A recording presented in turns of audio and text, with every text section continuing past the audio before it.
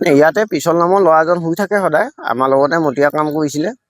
তেওঁ ঘৰৰ অৰিজিনেল ক'ত আমি নাজানো, কিন্তু তেওঁ কুকুৰাঝাৰ ফালে নে ক'ৰবাত ঘৰ বুলি কৈছিলে।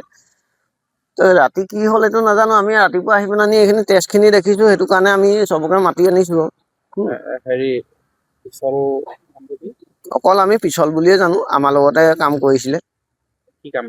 আমাৰ মতীয়া কাম কৰিছিলে সি। কেতিয়াবা আজি প্ৰথমে আগতে মেজিকত হেণ্ডিমেন কৰিছিলে, তাৰপিছত আজিকালি আমাৰ লগত মতীয়া কাম কৰে। আজি 4-5 বছৰ হ'ল মতীয়া কাম কৰা। অৰিজিনেল ঘৰ আমি ক'ত নাজানো সেইটো বাৰু।